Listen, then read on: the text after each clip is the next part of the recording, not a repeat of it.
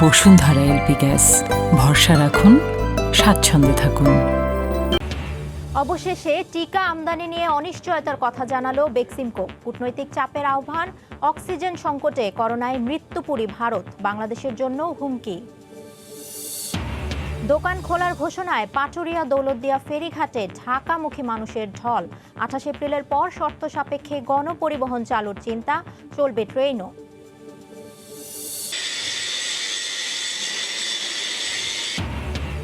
পদ্মা সেতু চলাচল উপযোগী করতে লকডাউনেও 3 শিফটে চলছে কর্মযজ্ঞ। বর্ষার পরই সেতুর উপর পিচ ঢালাই শুরু, এগিয়ে চলছে নদী শাসনের কাজও।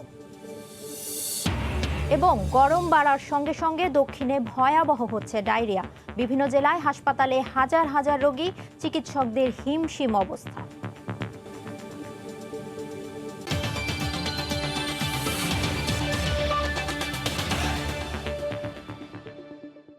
দেখছিলেন শিরোনাম, জনপদের সময়, সঙ্গে আছে আমি ফারিহা মারিয়াম। বসুন্ধরা এলপি গ্যাস, ভরসা রাখুন, স্বাচ্ছন্দ্যে থাকুন। আগাম টাকা নিয়েও ভারতীয় প্রতিষ্ঠান সেরাম ইনস্টিটিউট 2 মাস ধরে টিকা না পাঠানোয় সরকারকেই সরব হওয়ার কথা বলছে টিকা আমদানির দায়িত্বে থাকা একমাত্র প্রতিষ্ঠান বেক্সিমকো। টিকা কবে মিলবে জানা নেই স্বীকার করে প্রতিষ্ঠান প্রধান নাজমুল হাসান পাপন জানালেন, সবার দ্বিতীয় ডোজ নিশ্চিত করাই এখন সংশয়ে। এদিকে পররাষ্ট্রমন্ত্রী সাফ জবাব, বসে নেই সরকার, তৎপর হতে হবে বেক্সিমকোকেও। গত 21শে জানুয়ারি বাংলাদেশের হাতে তুলে দেওয়া হয় ভারত সরকারের উপহারের 20 লাখ ডোজ করোনা টিকা। এর 4 দিনের মাথায় দেশে আসে সেরাম ইনস্টিটিউট থেকে কেনা 50 লাখ ডোজের প্রথম চালান। চুক্তি অনুযায়ী প্রতি মাসে 50 লাখ করে 6 মাসে 3 কোটি ডোজ আসার কথা, কিন্তু ফেব্রুয়ারিতে 20 লাখ ডোজ আসার পর চুক্তি অনুযায়ী আসেনি আর কোনো চালান। এর বাইরে মিলেছে ভারত সরকারের উপহারের আরও 13 লাখ ডোজ। সব মিলিয়ে 1 কোটি 3 লাখ ডোজ টিকার মধ্যে এর মধ্যে প্রয়োগ হয়েছে প্রায় 78 লাখ। এই অবস্থায় দ্বিতীয় ডোজ নিশ্চিত করা নিয়ে তৈরি হয়েছে সংশয়। এই যখন অবস্থা, তখনও ভারত সরকারের অনুমোদন না পাওয়ার অজুহাতে 2 মাস ধরে টিকার চালান আটকে রেখেছে সেরাম ইনস্টিটিউট। যদিও প্রতিষ্ঠানটিকে আগাম পরিশোধ করা হয়েছে 1.5 কোটি ডোজের টাকা। এমন পরিস্থিতিতে সরকারকে জোরালো উদ্যোগ নেওয়ার কথা বলছে সেরামের দেশীয় এজেন্ট বেক্সিমকো। ডেফিনেটলি আইনি পদক্ষেপ নিতে পারে, বাট আইনি পদক্ষেপটা ইজ নট ইম্পর্টেন্ট। এখানে ইম্পর্টেন্ট হচ্ছে আমরা যে এতদিন ধরে বলে আসছি এবং আমরা যেটা বিশ্বাস করি, জানি যে ভারত বাংলাদেশের বন্ধু। এইটা তো এখন দেখার একটা সময় হয়েছে। জোরালো একটা ভাবেই বলতে হবে, ওই আনঅফিসিয়ালি ফোনে একটু কথা বলা এইটা না। আমার মতো একটা শক্ত স্টেপ আমাদের অবশ্যই নিতে হবে। বর্তমান অবস্থায় দেশে টিকা বানানোর বিকল্প নেই জানিয়ে প্রতিষ্ঠানটির ইঙ্গিত, চলতি বছরই হয়তো মিলবে দেশে তৈরি ভ্যাকসিন। এই বছরের মধ্যেই আশা করছি। এখন যে অবস্থা দেখছি তাতে করে আমাদের লোকাল প্রোডাকশন ছাড়া কোনো পথ নাই। এদিকে পররাষ্ট্রমন্ত্রী বলছেন, বসে নেই সরকার, তবে তৎপর হতে হবে বেক্সিমকোকেও। ভারত সরকারকে কন্টিনিউয়াসলি বলছি ভ্যাকসিন দেওয়ার জন্য, এবং তারা কখনো না করেনি, কিন্তু তারা দিতে পারতেছে না। পলিটিক্যাল অপিনিয়ন এত স্ট্রং হয়েছে যে তারা ভ্যাকসিন কোথাও দিতে পারতেছে না। ওই দেশের জনগণ কোনো ভ্যাকসিন এক্সপোর্ট করতে দিচ্ছে না। ভারতে হঠাৎ করোনার প্রাদুর্ভাব বেড়ে যাওয়ায় ভ্যাকসিন পেতে এই জটিলতা তৈরি হয়েছে বলেও জানান পররাষ্ট্রমন্ত্রী। ফারুক ভূঁইয়া, রবিন, সময় সংবাদ, ঢাকা। বাংলাদেশের জন্য এখন নতুন হুমকি করোনার ভারতীয় ভ্যারিয়েন্ট। 3 বার রূপ পাল্টাতে সক্ষম এই নতুন ধরন ছড়াচ্ছে অতি দ্রুত, সেই সঙ্গে বেশি শক্তিশালীও। দেশে এর সংক্রমণ রোধে আপাতত ভারতের সঙ্গে সীমান্ত বন্ধের পরামর্শ স্বাস্থ্য বিশেষজ্ঞদের। এদিকে দেশের সবশেষ 24 ঘন্টায় করোনায় মারা গেছেন 83 জন, শনাক্ত প্রায় 2700।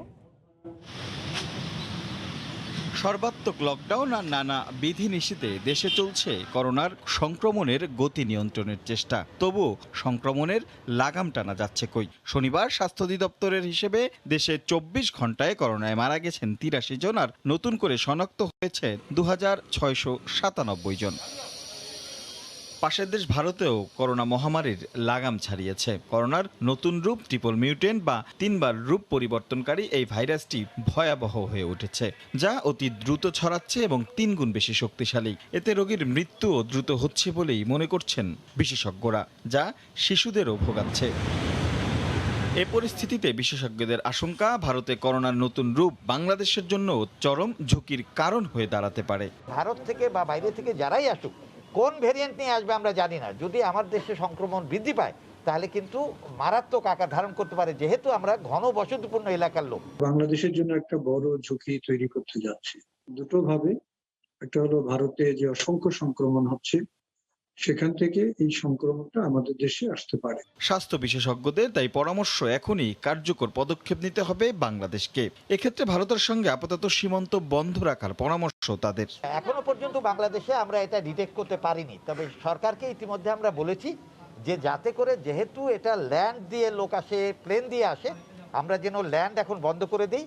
ভবিষ্যতে যদি প্লেনেও কেউ আসে তাকে যেন 14 দিনের কোয়ারেন্টাইন করা হয়। ভারত থেকে যেন সমস্যাটা এসে আরো সুপার ইম্পোজ সমস্যা না হয়, সেই ব্যাপারে আমাদের খুব মনোযোগ দেওয়া উচিত।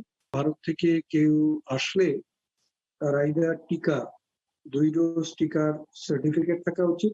সংক্রমণ এড়াতে স্বাস্থ্যবিধি মানার বিকল্প নেই, তাই মাস্ক ব্যবহারের পাশাপাশি বেশি বেশি হাত ধোয়ার পরামর্শ বিশেষজ্ঞদের। রাশেদ লিমন, সময় সংবাদ, ঢাকা। 28 এপ্রিলের পর শর্ত সাপেক্ষে সরকার গণপরিবহন চালুর বিষয়ে ভাবছে বলে জানিয়েছেন সড়ক পরিবহন ও সেতু মন্ত্রী ওবায়দুল কাদের। পরে রেলমন্ত্রী নুরুল ইসলাম সুজনও জানান, বাস চললে ট্রেনও চলবে, রয়েছে সব প্রস্তুতি। খাতা কলমে লকডাউন থাকলেও ঢাকার বাস্তব চিত্র এটি। গণপরিবহন ছাড়া চলছে সব ধরনের যানবাহন। গাড়ির চাপে রীতিমতো কোথাও কোথাও যানজট। এরই মধ্যে রোববার থেকে খুলে দেওয়া হচ্ছে শপিং মল ও দোকানপাট। এই অবস্থায় শনিবার বিকেলে সড়ক পরিবহন ও সেতু মন্ত্রী ওবায়দুল কাদের জানান, 28 এপ্রিলের পর শর্ত সাপেক্ষে গণপরিবহন চলাচলের কথা ভাবছে সরকার। লকডাউনের পর গণপরিবহন চালানোর ব্যাপারেও সক্রিয় চিন্তাভাবনা করছে। করোনার নিয়ম কানুন তথা স্বাস্থ্যবিধি মেনে চলার ব্যাপারে কঠোর হতে হবে।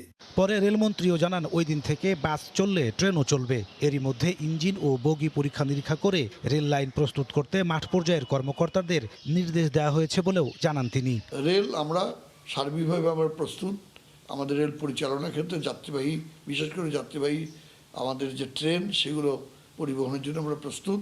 লকডাউনে যাত্রীবাহী ট্রেন চলাচল বন্ধ থাকলেও পণ্য পরিবহনের জন্য 8 জোড়া পার্সেল ট্রেন চলাচল করছে নিয়মিত। নাজমুস সালিহি, সময় সংবাদ, ঢাকা। লকডাউনের মধ্যে কাল থেকে দোকান খোলার খবরে ঢাকা ফিরছেন অনেকেই। এতে চাপ বেড়েছে পাটুরিয়া দৌলতদিয়া নৌরুটে। ফেরি সংখ্যা কম থাকায় গাদাগাদি করেই ফিরছেন কর্মজীবীরা। দোকান খোলার ঘোষণায় ঢাকায় ফিরতে এভাবেই পাটুরিয়া ঘাটে ফেরি থেকে হুমড়ি খেয়ে পড়েন কর্মজীবীরা। বর্তমানে পাটুরিয়া দৌলতদিয়া নৌরুট দিয়ে সীমিত আকারে জরুরি প্রয়োজনে পারাপার হচ্ছে কয়েকটি ফেরি। তাতেও গাদাগাদি করে পদ্মা পাড়ি দিচ্ছেন ঘরমুখো মানুষ। নেই স্বাস্থ্যবিধি মানার বালাই, মাস্ক না পরা রয়েছে নানা অজুহাতও। দোকান বন্ধ করে বাড়ি গেছিলাম, আবার দোকান খুলছে, তাই আমি আবার ঢাকা যাচ্ছি। মাস্ক কেনার সময় পাই নাই, যখন বাড়াইছি দোকান বন্ধ ছিল। জনগণ বেশি থাকলে তো বাইরে যে সমস্যা আছে, আমরা যেহেতু বাড়ির দরকার এই জন্য যাচ্ছি। তবে ঘাটে নেমে রাজধানীমুখী পর্যাপ্ত যানবাহন নেই। কয়েকগুণ বেশি ভাড়া দিয়ে মোটরসাইকেল, প্রাইভেট কারে করে ফিরতে হচ্ছে কর্মস্থলে। গাড়ি পাইতেছি না, গাড়ির ডবল ভাড়া লাগতেছে। বাড়ির থেকে ভাড়া লাগে লগে 200 টাকা, আমি 500 টাকা নিয়ে বাড়াইছি, এখন ভাড়া লাগবে 800 টাকা। এখান থেকে যে ভাড়া হলো 150 টাকা, এখন নিচ্ছে 500 টাকা। পাটুরিয়া দৌলতদিয়া ও আরিচা কাজিরহাট নৌরুটে ছোট বড় 20টি ফেরি চলাচল করলেও বর্তমানে জরুরি প্রয়োজনে রজনীগন্ধা, হাসনাহেনা ও বনলতা নামের 3টি ফেরি পারাপার হচ্ছে। সময় সংবাদ, মানিকগঞ্জ। মানুষের কাছে বেড়ে ওঠা 5 মাস বয়সী বাঘশাবকের গল্প জানতে চোখ রাখুন সংবাদের শেষাংশে। লকডাউনে আটকে পড়া প্রবাসী কর্মীদের কর্মস্থলে যোগ দেওয়া নিশ্চিতে এবার বাহরাইন ও কুয়েতে বিশেষ ফ্লাইট চালু করা হচ্ছে। এ নিয়ে মোট 8টি দেশের সঙ্গে বিশেষ ফ্লাইট চালু হচ্ছে। সেই সঙ্গে বিভিন্ন দেশ থেকে আগত প্রবাসী কর্মীদের চাপ সামলাতে না পেরে প্রাতিষ্ঠানিক কোয়ারেন্টিনের সময় 14 দিন থেকে কমিয়ে 3 দিনে করেছে কর্তৃপক্ষ। করোনার দ্বিতীয় ঢেউয়ে আন্তর্জাতিক ফ্লাইট বন্ধ হয়ে গেলে নতুন করে আটকা পড়েন 2 লাখেরও বেশি কর্মী। এ অবস্থায় মধ্যপ্রাচ্যের 4 দেশ ও সিঙ্গাপুরে বিশেষ ফ্লাইট চালু করে সরকার। বাণিজ্যিক কারণে চীনেও চালু করা হয়। 25 এপ্রিল থেকে বাহরাইন ও কুয়েতেও চালু হচ্ছে বিশেষ ফ্লাইট। কুয়েতে কাজ করে এবং বাহরাইনে কাজ করে, তাদের ভিসার মেয়াদও শেষ হয়ে যাচ্ছে। তো তাদের যাওয়ার জন্য বাহরাইন এবং কুয়েতেও এই ফ্লাইট আন্ডার স্পেশাল কনসিডারেশনে ফ্লাইট চালুর একটা সিদ্ধান্ত হয়েছে। এদিকে আসন সংখ্যা সীমিত হওয়ায় প্রাতিষ্ঠানিক কোয়ারেন্টিনের মেয়াদ কমিয়েছে সরকার। সেই সঙ্গে 2 ডোজ টিকা ও কোভিড নেগেটিভ সনদ নিয়ে আসা প্রবাসীদের হোম কোয়ারেন্টিনে রাখার সিদ্ধান্ত নেওয়া হয়েছে। যাদের 2টো ডোজ দেওয়া নাই, একটা ডোজ অথবা ডোজ দেওয়া নাই এবং তাদেরকে করোনা নেগেটিভ সার্টিফিকেট নিয়ে আসতে হবে, আনার পরে এখানে 3 দিনের একটা প্রাতিষ্ঠানিক কোয়ারেন্টাইনের সিদ্ধান্ত হয়েছে। এদিকে করোনার প্রকোপের কারণে ওমান 25 এপ্রিল থেকে বাংলাদেশিদের প্রবেশ নিষিদ্ধ করেছে। কূটনৈতিক তৎপরতার মাধ্যমে এ নিষেধাজ্ঞা প্রত্যাহারে উদ্যোগ নেওয়ার আহ্বান রিক্রুটিং এজেন্টদের। পররাষ্ট্রমন্ত্রী, আমাদের প্রবাসী কল্যাণ এবং বৈদেশিক কর্মসংস্থান মন্ত্রী, তারা যদি আন্তরিক উদ্যোগ নেয়, আমরা আশা করি যে ওমান যে বন্ধ হয়ে গেল, এখানে কিন্তু আমাদের প্রায় 5-7 হাজার ভিসা আমাদের হাতে এই মুহূর্তে রানিং রয়েছে যারা নতুন যাত্রী যাওয়ার জন্য, এবং 20 থেকে 25 হাজার কর্মী যারা ছুটিতে আসছে, কারণ এটাতে বন্ধ হবে তাদের তো নলেজে ছিল না। এই ধরনের কর্মীরা কিন্তু মারাত্মক বিপাকে পড়ে যাবে। বিশেষ ফ্লাইট চালুর পর এক সপ্তাহে মোট 26,000 প্রবাসী বিদেশ গেছেন আর দেশে ফিরেছেন 4,000। হাজিরা শিউলি, সময় সংবাদ, ঢাকা। সর্বাত্মক লকডাউনেও পদ্মা সেতুতে 3 শিফটে চলছে কর্মযজ্ঞ। সেতু কর্তৃপক্ষ জানিয়েছে বর্ষা মৌসুম শেষেই সেতুর উপরে পিচ ঢালাই শুরু হবে। আর পদ্মায় বিলীনের পর নতুন করে আনা 192টি স্ট্রিঞ্জার চলতি মাসে স্থাপন শুরু হবে। বিস্তারিত নাসিরউদ্দিন উজ্জ্বলের রিপোর্ট, ক্যামেরায় ছিলেন আবু সাইদ। পদ্মা সেতুতে সর্বাত্মক লকডাউনেও পুরোদমে চলছে কাজ। সেতুর উপরে রোডওয়ে, নিচে রেলওয়ে স্ল্যাব বসছে সমানতালে। রেলিংয়ের 665টি প্যারাপেট ওয়াল এবং রেলওয়ে স্ল্যাবের শেয়ার পকেট বসে গেছে 641টি। করোনার চ্যালেঞ্জেও কাজের অগ্রগতিতে খুশি সেতু কর্মীরা। ব্লক পইতেছে, বস্তা পইতেছে, এই পদ্মা সেতুর স্বার্থে কাজ করতেছে। অতি দ্রুত কাজটা চলছে আর এতে আমাদের কাছে খুব হ্যাপি লাগছে। পদ্মায় বিলীন হয়ে যাওয়ার পর নতুন করে লুকজেমবার্গ থেকে আনা 192টি স্ট্রিঞ্জার কনস্ট্রাকশন ইয়ার্ডে ঘষামাজা চলছে। রোডওয়ে স্ল্যাব বসানো হয়েছে এবং 2 দিক থেকে রোডওয়ে স্ল্যাব বসানো চলমান আছে। আর যে স্ট্রিঞ্জারগুলো বাইরে থেকে আমদানি করা হয়েছে সেগুলো ঘষামাজা করে ব্যবহার উপযোগী করা হবে। পদ্মা জাজিরার দিকে ধাবিত হয়, বর্ষা সামনে রেখে পদ্মা সেতুর নদী শাসনের কাজও পাল্লা দিয়ে চলছে। পর্যাপ্ত সরঞ্জামাদি রয়েছে, বর্ষা সামনে রেখে দ্রুত গতিতে এগিয়ে চলছে কাজ। 41টি স্প্যানের 32টিতেই রোডওয়ে এবং রেলওয়ে স্ল্যাব বসানো হয়ে গেছে। স্ল্যাব বসানো বাকি রয়েছে মাত্র 9টি স্প্যানে। মুন্সিগঞ্জের পদ্মা সেতু প্রকল্প এলাকা থেকে নাসিরউদ্দিন উজ্জ্বল, সময় সংবাদ। দক্ষিণাঞ্চলে ভয়াবহ রূপ নিয়েছে ডায়রিয়া। শুধুমাত্র ভোলাতেই 1 সপ্তাহে এ রোগে আক্রান্ত হয়েছেন অন্তত 2,500 মানুষ। প্রচণ্ড গরম, লবণাক্ত পানি ব্যবহার এবং বাইরের খাবারই এজন্য দায়ী বলছেন চিকিৎসকরা। জেলা প্রতিনিধিদের পাঠানো তথ্য ও ছবি নিয়ে রিপোর্ট। হাসপাতালে বেডে শুয়ে কাতরাচ্ছে ডায়রিয়া আক্রান্ত শিশু, পাশে অসহায় মা। এরকম চিত্র দক্ষিণের অনেক হাসপাতালের। গরম বাড়ার সঙ্গে সঙ্গে বিভিন্ন জেলায় দেখা দিয়েছে ডায়রিয়া। প্রতিদিনই হাসপাতালে ভর্তি হচ্ছেন শত শত রোগী। পটুয়াখালী সদর হাসপাতালে তিল ধারণের ঠাঁই নেই। 250 শয্যার হাসপাতালে ডায়রিয়া বিভাগে বেড মাত্র 15টি। এতে চিকিৎসা নিতে গিয়ে ভোগান্তির শেষ নেই। বাধ্য হয়ে তাই মেঝে বা বারান্দায় চিকিৎসা নিতে হচ্ছে অনেককে।